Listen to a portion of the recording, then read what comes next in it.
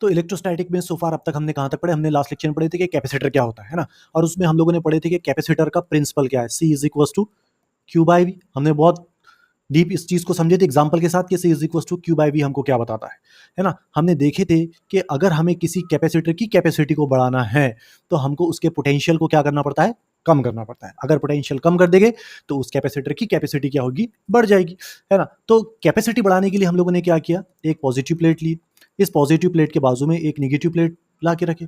तो positive plate के बाजू में नेगेटिव प्लेट को रखने से क्या होता है, V की वैल्यू कम हो जाती है, और V की वैल्यू कम होने की वजह से C की वैल्यू बढ़ जाती है। सो फार अब तक हमने इतना देखे। अब देखिए, अब आगे क्या कोई और भी ऐसा एक तरीका हो सकता है जिससे हम V की वैल्यू को कम कर सके ताकि C की वैल्यू हमारी बढ़ जाए? क्या कोई ऐसा तरीका है? तो हाँ, एक और ऐसा तरीका है जिसकी वजह से हम किसी कैपेसिटर की कैपेसिटी को बढ़ा सकते हैं, और वो है डाइलेक्ट्रिक्स। कैपेसिटर के बीच में डाइलेक्ट्रिक्स मटेरियल डालकर हम लोग कैपेसिटर की कैपेसिटी को बढ़ा सकते हैं। अब कैसे, चलो इसे समझते हैं। अब आप देखिए, मैंने लास्ट लेक्चर में आपको बताया था कि ये एक हमारा पॉजिटिव चार्ज है, ये एक हमारा पॉजिटिव चार्ज है क्यू, है ना। और लेट से इस पॉजिटिव चार्ज की जो फील्ड की डायरेक्शन है, लेट से ये हमारे पॉजिटिव चार्ज की फील्ड की डायरेक्शन है ना, इलेक्ट्रिक फील्ड इंटेंसिटी इसकी अलग अलग पॉइंट पर अलग अलग होगी, है ना। यहाँ पर अलग होगी, यहाँ पर अलग होगी, यहाँ पर अलग होगी, है ना। हमने एक यूनिट चार्ज को उठाया, इसको फोर्स लगाया और यहाँ पर आके इसको डिस्प्लेस किया, है ना। ए पॉइंट पर आके हमने उसको क्या किया, डिस्प्लेस किया। तो बेसिकली हमने इस चार्ज पर क्या किया, वर्क किया। वर्क पर यूनिट चार्ज इससे पहले भी हो चुका है हमारा, बहुत डिटेल में हम लोग इसे पढ़ चुके हैं। पोटेंशियल और पोटेंशियल एनर्जी में हम इसे बहुत डिटेल में पढ़ चुके हैं। सो ये क्या होता था हमारा V is equal to W by Q. तो हम लोग लिख सकते हैं V is equal to W बोले तो force multiplied by displacement. Let say displacement हमारा D है डिवाइडेड बाय Q, है ना। और हम लोग लास्ट लेक्चर में ये भी देख चुके हैं कि F बाई क्यू किसके बराबर होता है, E के बराबर। तो V इज इक्वल टू हम लोग लिख सकते हैं E मल्टीप्लाइड बाई D। अब देखो, ये एक बहुत ही इंपॉर्टेंट इक्वेशन है, ये आगे भी हमको बहुत काम में आने वाली है ना, इसके ऊपर ध्यान दो थोड़ा सा। तो V is equal to E multiplied by D हमको क्या बताता है? अब देखो, ये इक्वेशन हमको ये बताता है कि अगर किसी का पोटेंशियल को कम करना है, जैसा कि C is equal to Q by V, तो अगर हमको V को कम करना है तो हमको क्या कम करना होगा, इलेक्ट्रिक फील्ड इंटेंसिटी को भी कम करना होगा। अगर हम इलेक्ट्रिक फील्ड इंटेंसिटी E को कम कर देंगे तो V खुद ब खुद कम हो जाएगा। अब कैपेसिटर में E कहाँ से आ गया, तो चलो इसे समझते हैं। देखो, ये एक हमारा कैपेसिटर है, ये उसकी है पॉजिटिव प्लेट और ये उसकी है निगेटिव प्लेट, है ना।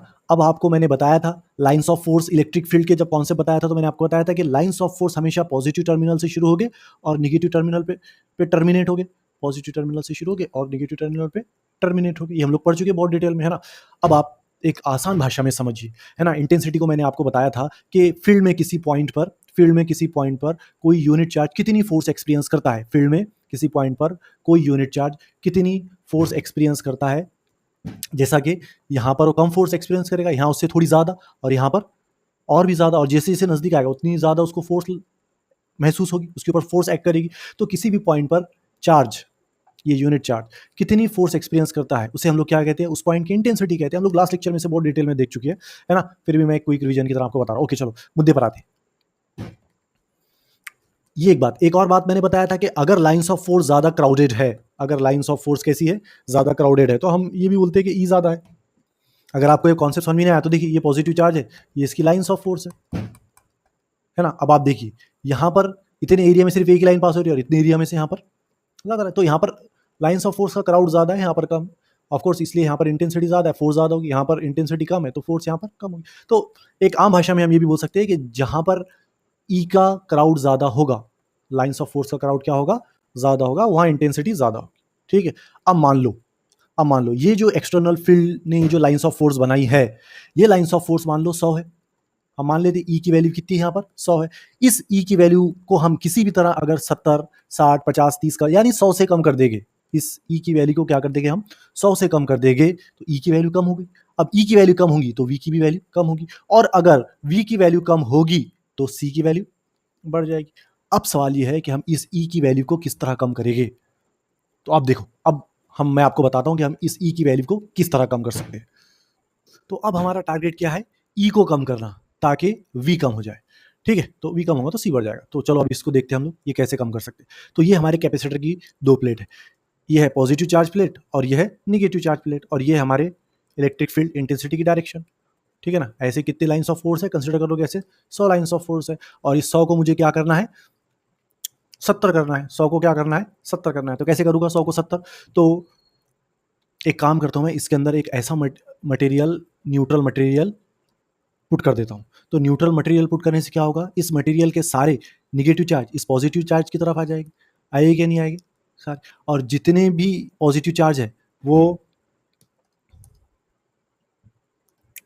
वो सब इधर आ जाएगी, है ना। तो जब न्यूट्रल प्लेट को A11 में पढ़े थे हम लोगों ने, इसको पोलराइजेशन कहते हैं, है ना। तो जब किसी न्यूट्रल प्लेट को एक्सटर्नल इलेक्ट्रिक फील्ड में रखते हैं तो उस न्यूट्रल प्लेट के सारे नेगेटिव चार्ज एक तरफ आ जाते हैं और सारे पॉजिटिव चार्ज एक तरफ आते हैं। तो इस प्रोसेस को हम लोग क्या कहते हैं, पोलराइजेशन। ध्यान में रखना है, हाँ? इसको हम लोग क्या कहते हैं, पोलराइजेशन। यहाँ लिख दिया हूं मैंने, polarization of charge also name as electric polarization is the separation of positive and negative charges in a material. एक मटेरियल के अंदर सारे नेगेटिव चार्ज और सारे पॉजिटिव चार्ज का एक दूसरे से सेपरेशन हो जाना क्या कहलाता है, पोलराइजेशन कहलाता है। चलो आगे बढ़ते हैं अब हम। अब ये जो पोलराइजेशन हुआ, तो ये देखिए, अब इस पोलराइजेशन की अपनी, अब आप देखिए ये इधर की इलेक्ट्रिक फील्ड की डायरेक्शन, ये पोलराइज मटेरियल की इलेक्ट्रिक फील्ड की डायरेक्शन ऐसी होगी, है ना। मान लीजिए ये जो इलेक्ट्रिक फील्ड है पोलराइज इलेक्ट्रिक, इसको मैं ई नॉट से डिनोट करता हूँ, है ना। और ये जो थी कैपेसिटर की, ये थी ई, ठीक है। तो यहां पर इस पूरे डिवाइस के अंदर, इस पूरे डिवाइस के अंदर नेट इलेक्ट्रिक फील्ड इंटेंसिटी कितनी होगी, तो E minus E not, minus का सिंबल की इस्तेमाल किया क्योंकि देखो ये लाइन और ये लाइन एक दूसरे के अपोजिट है। अगर ये सेम डायरेक्शन में होती तो हम पॉजिटिव का सिंबल इस्तेमाल करते, क्योंकि ये लाइन एक दूसरे के अपोजिट है इसलिए हम लोगों ने वेक्टर में पढ़ चुके से नेगेटिव साइन का इस्तेमाल किया है ना। तो ई की वैल्यू कितनी है, 100। मान लो ई नॉट, ये जो ये लाइन्स ऑफ फोर्स है पोलराइज मटेरियल की, ये है मान लो 70। तो ई इसके अंदर नेट इलेक्ट्रिक फील्ड कितनी हुई, 30। और यही चाहते थे हम कि 100 की क्या हो जाए, 30 हो जाए। कम करना चाहते थे हम ई को, और हमने क्या किया, ई को कम भी कर दिया। तो अब सवाल उठता है कि ये जो मटेरियल हमने इसके अंदर इस्तेमाल किया है, ये कौन सा मटेरियल हो सकता है। अब देखो, अगर से मैं इसे कंडक्टर लूँ, हमको मालूम है ना, थोड़ा सा मैं इंट्रोडक्शन दे देता हूँ आपको। मटेरियल दो किस्म के होते हैं, एक होते हैं कंडक्टर और एक होते हैं इंसुलेटर, है ना। Conductors and insulator are types of material that are categorize based on their ability to conduct electricity, है ना। तो material that allows electricity to flow through them easily are, है ना, इसको क्या कहते हैं हम लोग, कंडक्टर कहते हैं। Material that allow electricity called conductor and they do not allow electricity called insulator. जिसमें से करंट पास हो जाए, जिसके अंदर से, जिसके पास फ्री चार्जेस होते हैं उसे हम कहते हैं कंडक्टर, और जिसके पास फ्री चार्जेस नहीं होते उसको हम कहते हैं इंसुलेटर, है ना। यहाँ पर मैंने लिख भी दिया है, conductor sea of electrons that allow electricity to pass, insulator के पास फ्री इलेक्ट्रॉन नहीं होते। तो इसके अंदर से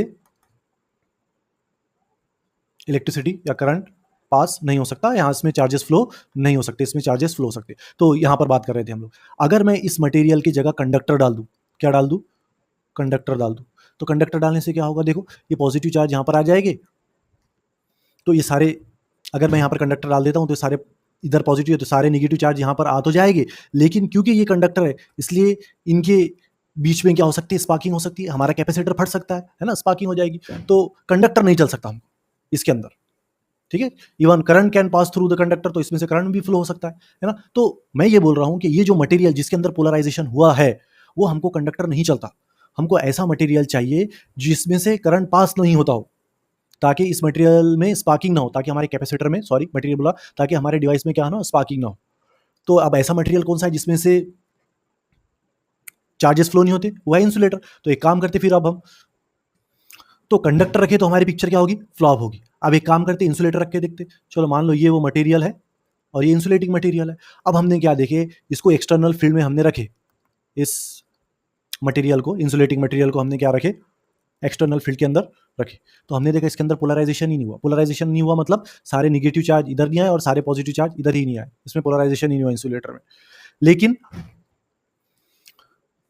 देखिए अभी हमने क्या रखा था, इसमें इंसुलेटर ही रखा था। अब फिर से हम लोगों ने दूसरा इंसुलेटर रखे, like ceramic, plastic, mica, glass वगैरह, इसके अंदर मटेरियल चेंज करें, मटेरियल रखे, हालांकि है ये भी इंसुलेटर ही, है ना, है ये भी क्या, इंसुलेटर ही। तो ये मटेरियल अब हमने रखे, तो हमने देखा ये मटेरियल पोलराइज हो गया, सारे नेगेटिव चार्ज इसके एक तरफ आ गए और सारे पॉजिटिव चार्ज इसके एक तरफ आ गए।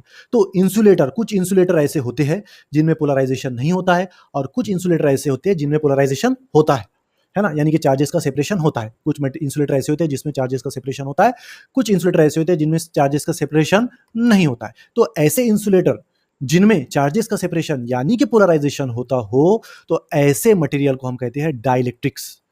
ऐसे मटेरियल को हम लोग क्या कहते हैं? डाइलेक्ट्रिक्स। ऐसा क्यों हुआ होगा कि कुछ इंसुलेटर में पोलराइजेशन हुआ, कुछ इंसुलेटर में पोलराइजेशन नहीं हुआ? तो ऑफकोर्स हमको मालूम है कि इंसुलेटिंग मटेरियल में इलेक्ट्रॉन जो है वो न्यूक्लियस के साथ बहुत ही ज्यादा टाइटली बाउंड होते हैं, है ना, तो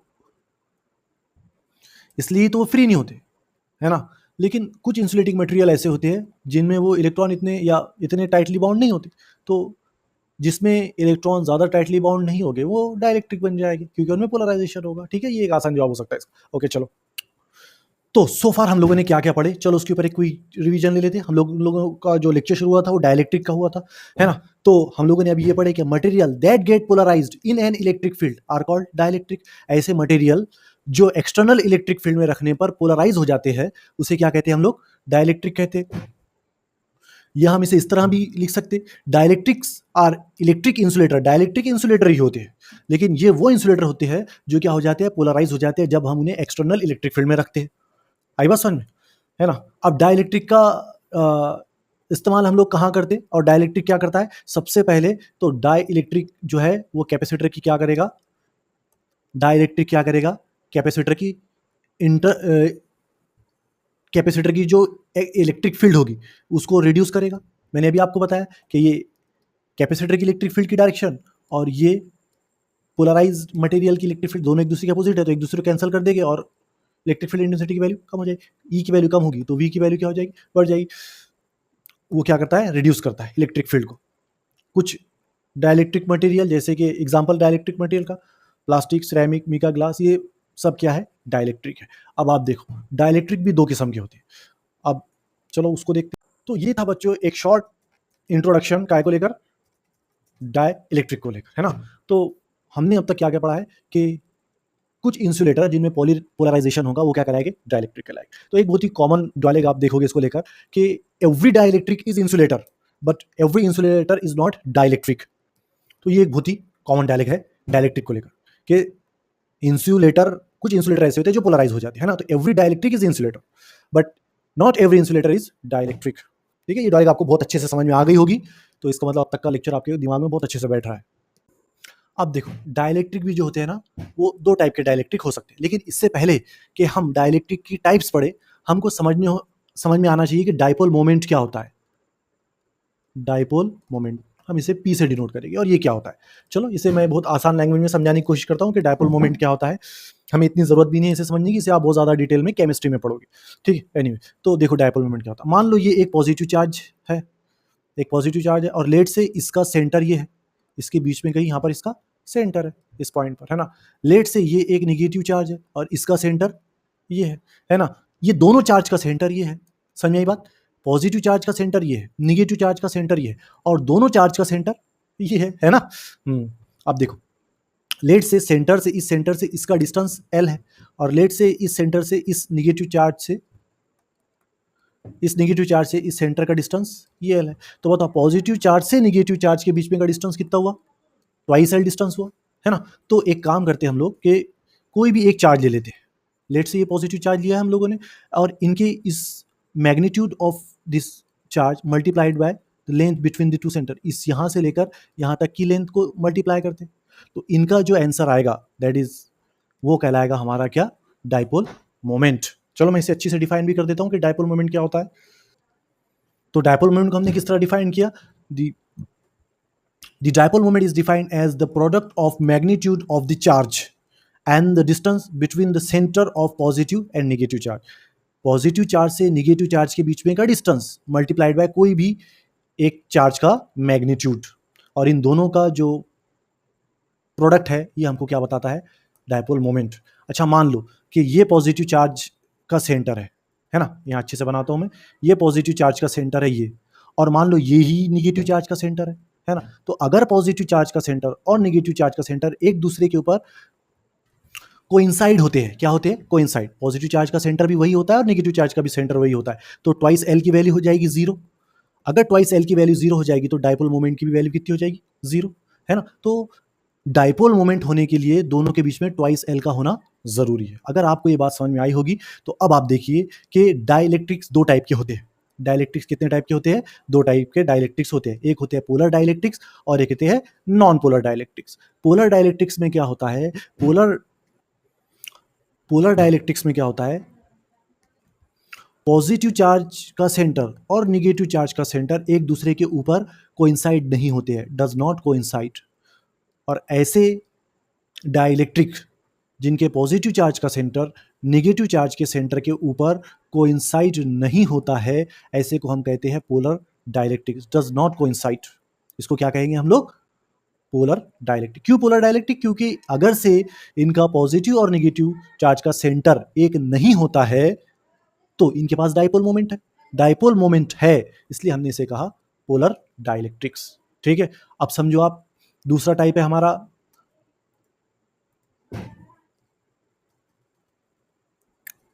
नॉन पोलर डाइलेक्ट्रिक्स। मान लो कि ये एक हमारा पॉजिटिव चार्ज और ये उसका सेंटर है और यही हमारे नेगेटिव चार्ज का सेंटर है, तो in this case positive charge का भी सेंटर वही है और नेगेटिव चार्ज का भी सेंटर वही है, तो ट्वाइस एल की वैल्यू हो जाएगी जीरो, यानी पी की वैल्यू कितनी हो जाएगी, जीरो।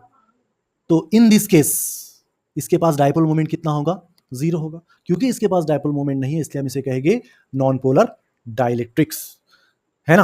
तो यही हमने लिखा है, a molecule in which the centre of mass of positive charges coincide with the centre of mass of negative charge is called as non polar molecule, they have symmetric shape and have zero dipole moment in normal state.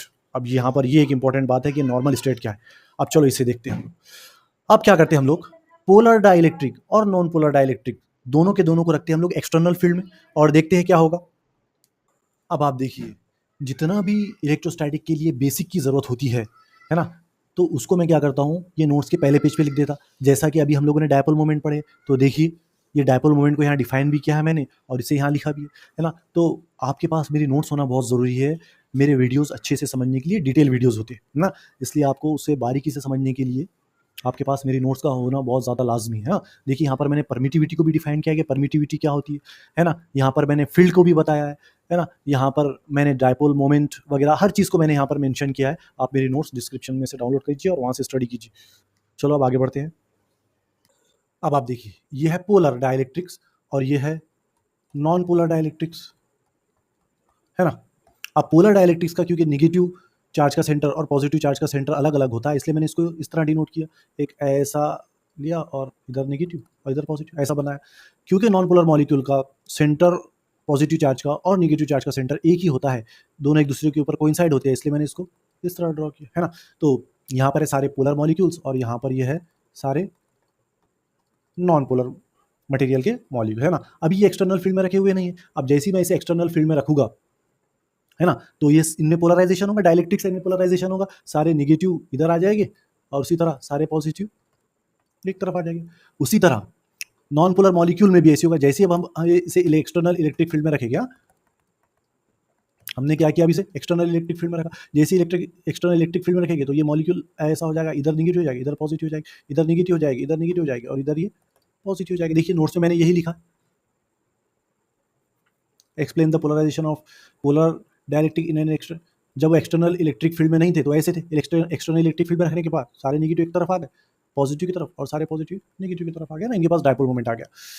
उसी तरह explain the reduction of electric field, ये मैंने already आपको शुरुआत में बता दिया कि नेट इलेक्ट्रिक फील्ड, इसकी इलेक्ट्रिक फील्ड और इसकी इलेक्ट्रिक फील्ड का सब्सट्रैक्शन होगी, है ना, ये शुरुआत में पढ़ चुके हम लोग। तो यहाँ पर हमारा डाइलेक्ट्रिक होता है खत्म।